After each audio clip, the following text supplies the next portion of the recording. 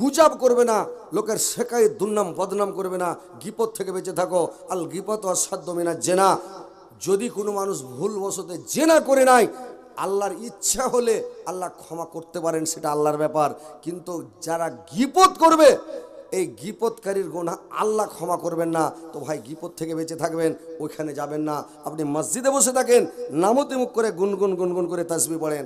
আল্লাহর নবী বললেন, যদি কোনো মানুষ, কোনো ব্যক্তি যদি বলে আল্লাহুম্মা আজরনি মিনান নার, আল্লাহুম্মা আজরনি মিনান নার যদি 7 বার পড়ে নাই, তাহলে লোকটা যদি মারা যায়, জাহান্নাম বলবে আল্লাহকে, আল্লাহ তোমার ওই বান্দাকে আমার নিকটবর্তী করো না, আমার ভেতরে প্রবেশ করো না, আল্লাহ আমার তাকে তুমি দূরে রেখো।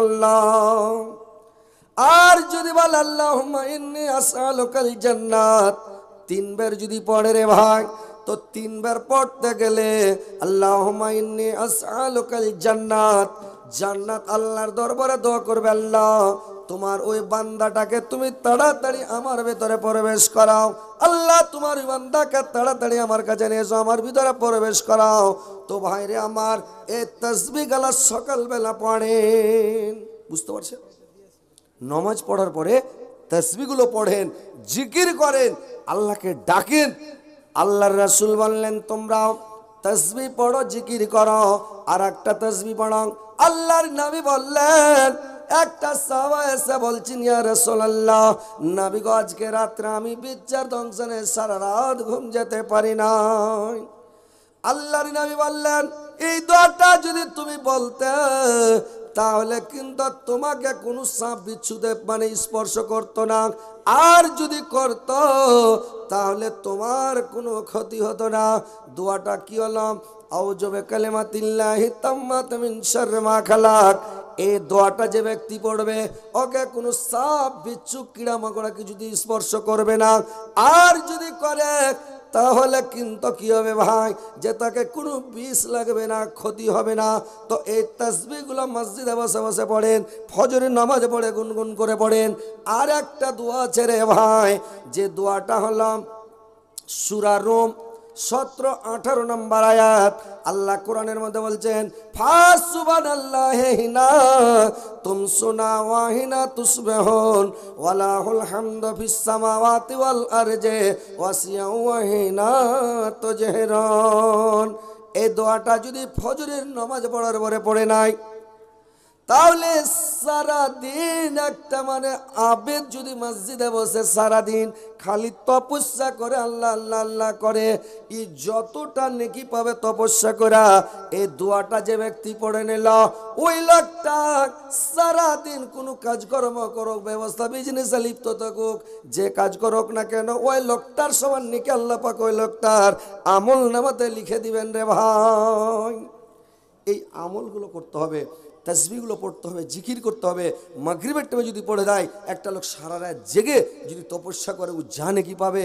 একটা ওই লোকটা যে দোয়াটা পড়ে নিয়েছে, ও সারা রাত লাখ ডেকে ডেকে ঘুম পাড়বে, বিছানায় ঘুম পাড়বে, কিন্তু আল্লাহকে ওই লোকটার সমান নেকি দেবে, একটুকু কম বেশ করবে না ভাই। তাহলে এই তাসবিহগুলো আপনাদেরকে পড়তে হবে ভাইরে আমার। আর আল্লাহর নবী বললেন, যে কোনো কাজ করবেন নবীর সুন্নাত তরিকা মোতাবেক করবেন। এ টু জেড যে কোনো কাজ, উঠবেন, বসবেন, চলবেন, ফিরবেন, খাবেন, পিবেন, যা কিছু করবেন নবীর সুন্নাত তরিকা মোতাবেক করবেন ভাই। আল্লাহর নবী বললেন, যখন তোমরা বিছানাতে যাবে, তো বিছানাতে শোয়ার সময় যখন যাবে সুন্নাত তরিকা মোতাবেক, মেয়ে ছেলেরা আঁচল দিয়ে বিছানটাকে একটু ঝেড়ে দিবে, আপনারা পুরুষ লোক তো মন্দি নুঙ্গি দিয়ে একটু ঝেড়ে দিবেন, ডান পাটম মানে উঠাবেন, আর ডান কাঁধে শুয়ে যাবেন। আর ডান কাঁধে শুয়ে যাওয়ার পরে আপনি দোয়া পড়বেন। এই দোয়াটা যদি 3 বার পড়লেন, আল্লাহর নবী বলেছেন যে সারা রাত আল্লাহর পক্ষ থেকে একটা চৌকিদার, একটা পহরাদার সারা রাত মানে আপনাকে পহরা দিবে, রোলাট হাতে করে সারা রাত দাঁড়িয়ে থাকবে ভাই, চৌকিদারি করবে, আপনার বডিগার্ড হয়ে থাকবে। আপনার বাড়িতে কোনো চোর ডাকাত লুচ্চা লাফন্দর বেঈমান শয়তান আপনার বাড়িতে কোনো অসুখ বিসুখ, সাপ বিচ্ছু, কিড়া মাকড়া কোনো কিছু ঢুকবে না, চোর ডাকাত ঢুকবে না, কোনো আপনার ক্ষয়ক্ষতি করতে পারবে না। যদি আপনি এই দোয়াটা পড়লেন, 3 বার পড়তে হবে ভাই। সেই দোয়াটা কি প্রত্যেক লোকের মুখস্থ আছে, কিন্তু এরা আমল করছে না। কি দোয়াটা? পাড়ায় লোকের মুখস্থ, কিন্তু এই দোয়াটা পড়ছে না এরা। সেটা হচ্ছে আয়াতুল কুরসি। আয়াতুল কুরসিটা সূরা বাকারার মা, যেমন তেমন নয়। বাকারা সূরা বিশাল বড় সূরা, তো গোটা সূরার মা হলো আয়াতুল কুরসি। আর আয়াতুল কুরসির মা হলো কোনটা জানেন? ওর হেড কোনটা? আয়াতুল কুরসির হেড হলো আল হাইয়ুল কাইয়ুম। এটা হচ্ছে আয়াতুল কুরসির হেড। যেমন গোটা কোরআনের মা হচ্ছে সূরা ফাতিহা। যদি সূরা ফাতিহাকে এক পাল্লায় রাখা হয় আর 30 পারা কোরআনকে যদি এক পাল্লাতে রাখা হয়, সূরা ফাতিহার ওজন বেশি হবে, গোটা 30 পারা কোরআনের ওজন হালকা হয়ে যাবে। জোরসে বলেন সুবহানাল্লাহ। তো গোটা কোরআনের মা বলা হয়েছে, সূরাটার নামই রাখা হয়েছে উম্মুল কোরআন। গোটা কোরআনের মা সূরা ফাতিহাকে বলা হয়েছে। কোরআনে 114টা সূরা আছে, কোনটা সূরা দুবারা নাজেল হয়নি, কোনটা সূরা দুবারা নাজেল হয়নি, কিন্তু সূরা ফাতিহা দুবার নাজেল হয়েছে। একবার মক্কাতে নাজেল হয়েছে, একবার মদিনাতে নাজেল হয়েছে। সূরাটার নাম কয়টা ভাই জানেন? সূরা ফাতিহার নাম কয়টা? কয়টা নাম জি ভাই জানেন আপনারা? কয়টা? 2টা। এটা হলো বিহা করা নাম। দেখতে আসবে তখন না তো কয় ফাতিহা কহ, নেই আলহামদুলিল্লাহ সূরা কহ। এটা হলো বিহা করা নাকি? হ্যাঁ, কিন্তু অরিজিনাল কেউ বলছে সূরাটার নাম 13টা, কেউ বলছে 14টা, কিন্তু অরিজিনালে সূরাটার নাম হচ্ছে 28টা। একটাই সূরার নাম 28টা। তো আল্লাহ বলছেন ওয়ালাকাদ আতাইনাকা সাবআম মিনাল মাসানি ওয়াল কুরআনাল আযীম। আমি বারবার পঠিত 7টি আয়াত দিলাম এবং আল কুরআনাল আযীম, এবং আমি 30 পারা কোরআন তোমাকে দান করলাম। বারবার পঠিত সাবআম মিনাল মাসানি বারবার পঠিত 7টি আয়াত, বারবার দুবার নাজেল হলো। আর বারবার পড়তে হবে সূরা ফাতিহা ভাই। যদি আপনি না পড়েন, আপনি ফজরের নামাজ পড়েন সূরা ফাতিহা লাগবে, জোহর পড়েন, আসর পড়েন, মাগরিব পড়েন, এশার পড়েন, যে কোনো নামাজ পড়েন, চাস্তের পড়েন, ইশরাক পড়েন, তাহাজ্জুদ পড়েন, ঈদের পড়েন, জানাজা পড়েন, যে কোনো নামাজ পড়েন, প্রত্যেক রিকাতে সূরা ফাতিহা পড়তে হবে। সূরা ফাতিহা ছাড়া নামাজ হবে না ভাই। তো আল্লাহ বললেন আমি তোমাকে 7টা আয়াত দিলাম। তো গোটা কোরআনের মা সূরা ফাতিহা, এবং সূরা ফাতিহার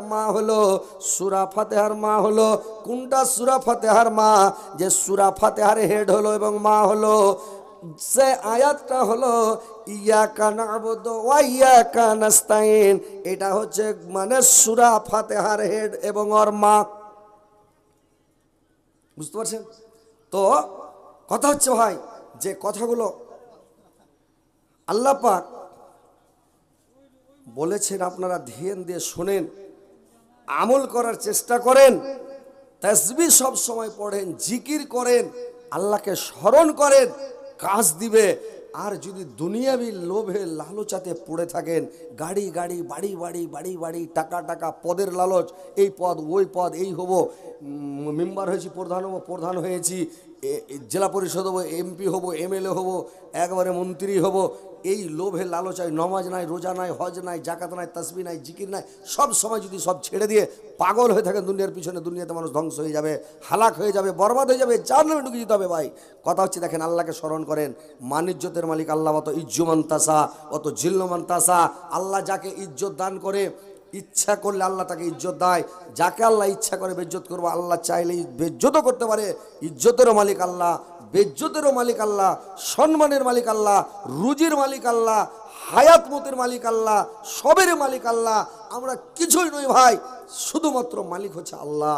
তো কথা হচ্ছে ভাই, আল্লাহকে ডাকেন, আল্লাহকে স্মরণ করেন, আল্লাহকে ডাকতে থাকেন। ভাইরে আমার, বন্ধুরে আমার, আয়াতুল কুরসি যখন পড়ে নিলেন, তো মনে করেন যে আপনার সীতাটা বডিগার্ড থাকবে, সারা রাত আপনাকে পহরা দিবে ভাইরা আমার। তারপরে আর একটা দোয়া পড়বেন, যদি 3 বার পড়লেন, আল্লাহর রাসূল বললেন 3 বার দোয়াটা যদি পড়ে নাও, তোমার জীবনে যত গুণ আছে, যত পাপ আছে, সমস্ত পাপগুলো গোনাগুলো সমস্ত ধুয়ে মুছে, যেরকম সমুদ্রে ফেনা যখন হয়ে যায় একবারে পাহাড়ের সমান ফেনা হয়ে যায়, কিন্তু যখন ঢেউ আসে সবকে ধুয়ে মুছে সব করে নিয়ে চলে যায়, ওরকম আপনার আমলনামায় যত গুনাহ আছে সমস্ত ধুয়ে মুছে সাফ হয়ে যাবে রে ভাই, সব সাফ হয়ে যাবে, একটাও গুনাহ থাকবে না, কিচ্ছু থাকবে না। যেমন নদীতে যখন স্রোত চলে কলকল করে, কাঙ্কর থাকে না, বালু থাকে না, মাটিগুলো শুকিয়ে টনটনে হয়ে থাকে, টনটনে হয়ে থাকে, কাঙ্কর বালু পাওয়া যায় না, ওরকম আপনার গুনাহগুলো ধুয়ে মুছে সাফ হয়ে যাবে, একটাও গুনাহ আপনার আমলনামায় থাকবে না। বুঝতে পারছেন? তাসবিহগুলো পড়তে হবে ভাই। এমনি খালি মসজিদে গেলেন, ধার সোজ করা করে নামাজটা পড়ে নিলেন। কতগুলো লোক মোনাফেকি নামাজ পড়ে, যখন মসজিদে যাবে মোনাফেকের মতো নামাজ পড়ে, লোককে দেখে নামাজ পড়ে, মসজিদে যখন খাড়া হবে তখন কুঁকড়ি হ্যাঁ খাড়া হবে এরকম করে, কেউ কুজা হ্যাঁ খাড়া হবে, কেউ সিনা ফুলে হাঁকড়া হ্যাঁ খাড়া হয়েছে, কে নামাজ পড়ছে, টাইম চলেছে, ওয়াক্তের দিকে ধিয়ান নাই, মসজিদে গেল, দু ঠাক্কর মারাইলে দৌড়িয়া বাড়ি চলে গেল। একটা লোক উজু করছে আর একটা লোক মসজিদে ঢুকছে, বলছে ভাই থামো একসাথে জামাত করে পড়বো, এর উজু শেষ হয়নি, নামাজ পড়ে বাড়ি হয়ে গেছে। তো নামাজ পড়ে বাড়ি হয়েছে, তো লোকটা কয়েছে হাজি ভাই তুমি যে বাড়ি হয়ে গেলে তো নামাজ পড়লে, হ্যাঁ নামাজ পড়তে জানলে ফের কয় মিনিট লাগবে,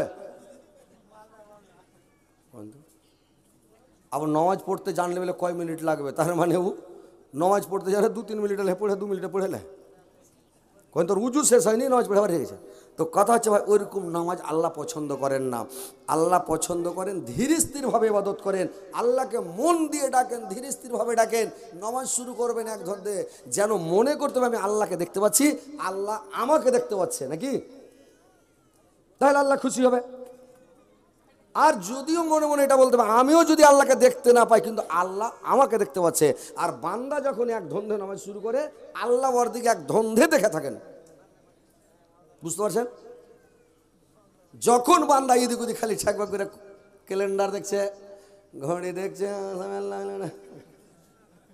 আল্লাহ খালি এদিক ওদিক দেখে ফেকে না, একবার যদি নজর এদিক আল্লাহ ওর দিক থেকে নজর ঘুরিয়ে নেবেন, ওর দিকে আর দেখবে না, তুই নামাজ পড় আর নাই পড়, কী করছিস না তোর ব্যাপার। তো ওই লেগে নামাজ পড়তে পড়তে ছ্যাকব্যাক করে দেখবেন না ভাই, সিজদার জায়গাতে একবারে দেখে থাকেন, এদিক ওদিক দেখবেন না, ভালো ভালো লোককে দেখবেন যে ওয়েদ করে তাকাইছে, ক্যালেন্ডার দেখছে, কি দেখছে, লোকের দিকে দেখছে। কালকে নামাজ পড়ছি, কালকে বীরভূমে জালসা করছিলাম, তো বীরভূমে জালসা করছি, তো আমি বসে আছি নামাজ পড়ে, এটা ভালো লোক নামাজ লোক, এই বড় দাড়ি, তো লোকটা সিদ্ধে থাকে হার দিকে দেখছেন, আল্লাহ তো এই নামাজ পড়তেই জানে না, হ্যাঁ খ্যাপা সিদ্ধে থাকে ওটা দেখছি যে কি করছে। এভাবে নামাজ পড়বেন, নামাজ পড়বেন মন লাগিয়া ধ্যান লাগিয়া পড়বেন, সুন্নাত তরিকা মোতাবেক নামাজ পড়তে হবে।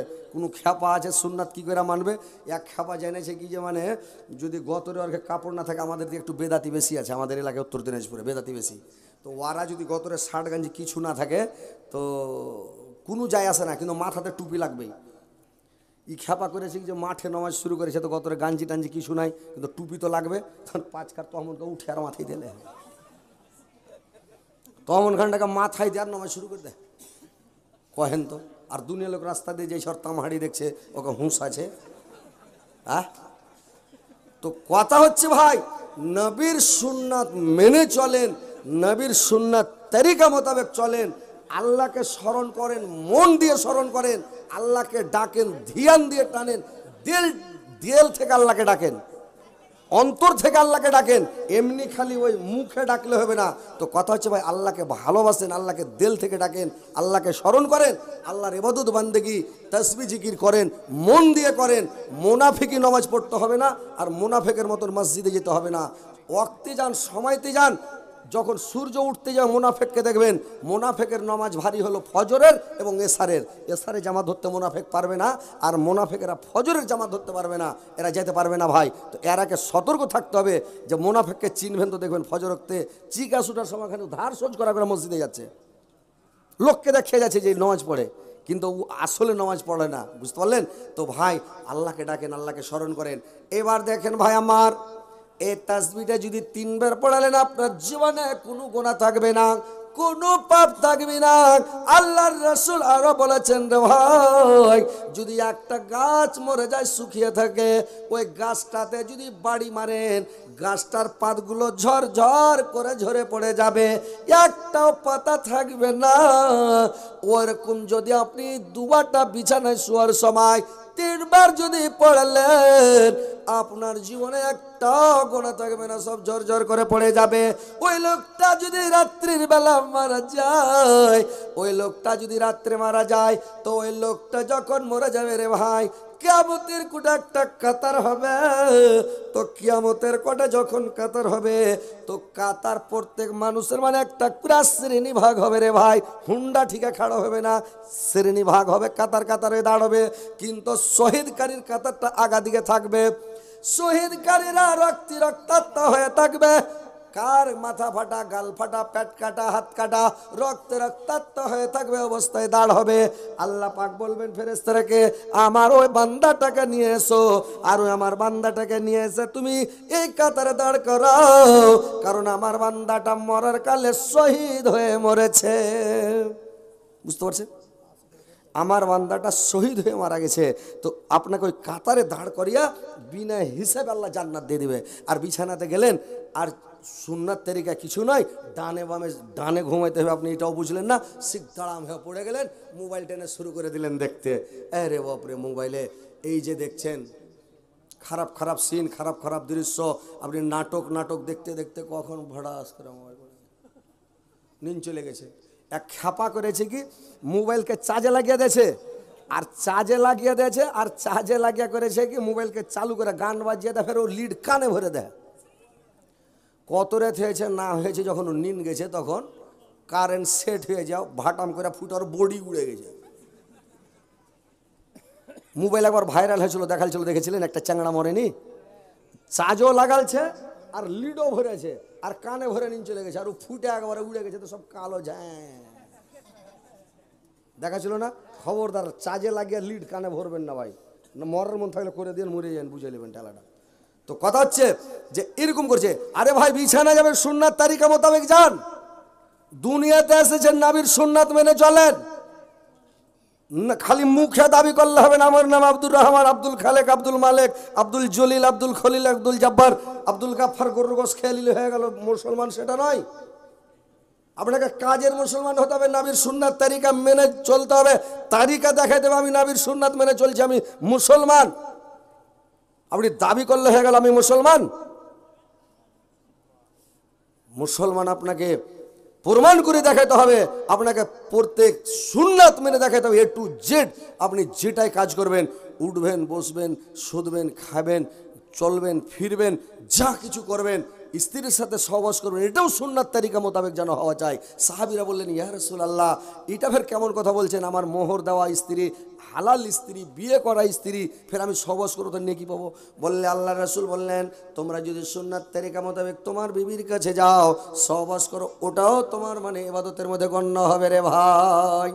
সহবাসের সময় কথা বলবেন না, পেশাব করতে বসে কথা বলবেন না, পায়খানা করতে বসে কথা বলবেন না, নবীর সুন্নাত। উত্তর দিকে মুখ করে পেশাব করতে বসবেন, দক্ষিণ দিকে দেখা করে পেশাব করতে বসবেন, পায়খানা করতে বসবেন। আর যখন উত্তর দক্ষিণে মুখ করলেন, পুরো পশ্চিমে মুখ করতে হবে না। উত্তর দক্ষিণে মুখ করলেন, যতবার পেশাব করবেন, পায়খানা করবেন দিনের মধ্যে, একটা নেকি আপনার আমলনামাতে লেখা হবে, একটা গুনাহ আপনার আমলনামা থেকে মিটিয়ে দেওয়া হবে রে ভাই। আর সুন্নাত তরিকা মোতাবেক পেশাব করতে হবে, পায়খানা করতে হবে। সহবাসের সময় কথা বলবেন না, পায়খানার সময় কথা বলবেন না। কি এটা হাদিস জানেন আপনারা? কত লোক আছে, খ্যাপা লোক দুনিয়াতে আছে, ও গুল ঘেঁষার পায়খানা করছে। কত কে আছে সিগারেট টানছার পায়খানা করছে, সিগারেট না খেলে পায়খানা হবে না। তামুক মুখে ভরে টনটনা করে দিলে বলে পায়খানা হবে না, আবার না নিশা না লাগলে পায়খানা হবে না। কহেন তো, কোনো জিনিস মুখে দিয়ে যেতে হবে না, আল্লাহর নবী নিষেধ করেছেন। যদি মুখে দাও তোমাকে একটা অসুখ হবে, বেমারি হবে। পেশাব পায়খানা পড়তে বসে কথা বলবেন না, মানে ফেরেশতারা আপনার ঘাড়ে 3টে টাইমে ফেরেশতা থাকে না, সরে যায়। কেরামান কাতেবিন যাচ্ছে ঘাড়ে, যখন পায়খানা করতে বসবেন দূরে চলে যায়, পেশাব করতে বসবেন দূরে চলে যায়, সহবাস করবেন স্ত্রীর সাথে, যখন সহবাস করবেন ফেরেশতাটা দূরে চলে যায়। ওই সময় কথা বলতে হবে না ভাই, কথা বলা নিষেধ। কিন্তু মানুষ তার ওইটা বুঝে না। এক পাগলা করেছে, ওর স্ত্রীকে দিল্লি থেকে ফোন লাগিয়ে দেয়, ওর স্ত্রীটা ফোনে গল্প করছে, 1 ঘন্টা হয়ে গেছে গল্প, তো তখন মানে কুইথা উঠছে, তো কুইথা উঠছে, তো আর পুরুষটা কইছে হারে তুই একবার কুইথা কেন উঠছি? কইছে কই হয় না যে শরম লাগছে। তো কেন কি শরম লাগছে রে? কইছে আমি এখন বাথরুমে ঢেকে আছি। তার মানে পায়খানা করছে ও। তো আর পুরুষটা কইছে যে এই লেখা আমি মেলাক্ষণ থেকে গন্ধ পাচ্ছি, তো শরমে তোকে কই না কহেন তো। ও আছে খেপা দিল্লিতে, আর ও বাড়তে পায়খানা করছে, তো ওখান থেকে বলে গন্ধ পেয়েছে ও। কহেন তো এটা কোনো কথা হলো যে ভাই? তো যেরকম পাগলা ও এরকম পাগলি, মানুষকে যেমন হ্যাকড়া তেমন হেঁকড়ি, যেমন পাটের শাক তেমন লাকড়ি, নাকি? হ্যাঁ, খ্যাপা কোন ঠেকার ফোন করতে করতে গল্প কর। আরে তুই ফোনটা বন্ধ করে দে, যে আমার একটু বারাত আছে কি পায়খানা, নিজের স্বামী একটু বাথরুমে ঢুকবো কি পায়খানা করো, একটু ফোনটা বন্ধ করো, পায়খানা করে এসে ফোনটা করো। ফোন করতে করতে পায়খানা ঢুকে গেছে। তো কথা হচ্ছে ভাই, সুন্নাতটা মেনে চলেন ভাই। ফেরেশতাকে দেখে শরম করেন, লজ্জা করেন, ফেরেশতার ইজ্জত করেন। আপনার যাতে লজ্জার স্থান ফেরেশতা না দেখে, ওরা খুব সম্মানী জিনিস, ফেরেশতা খুব সম্মানী, ওকে ইজ্জত দেখাবেন না। আর ইজ্জত দেখাতে হয় না, উলঙ্গ হতে হবে না। গোসল করার সময় কত খ্যাপা আছে, উলঙ্গ হয়ে যায়, কিন্তু গোসল উলঙ্গ হয়েও করবেন না। আপনি কাপড় পরে গোসল করেন, কারণ ফেরেশতা আছে আপনার সাথে, ওরা খুব সম্মানী ফেরেশতা, ওদের সামনে উলঙ্গ হবেন না, ইজ্জত দেখাবেন না। তিনটে টাইমে আল্লাহর নবী জায়েজ করেছেন, পেশাব পায়খানা সহবাস, এই তিন টাইমে আপনি উলঙ্গ হতে পারেন, উদাম হতে পারেন, কিন্তু বাদ বাকি সময় উলঙ্গ হবেন না। তো যে কোনো কাজ করবেন নবীর সুন্নাত তরিকা মোতাবেক যেন হয় ভাই, তাহলে আমরা মুসলমান। না তো কিসের মুসলমান আমরা?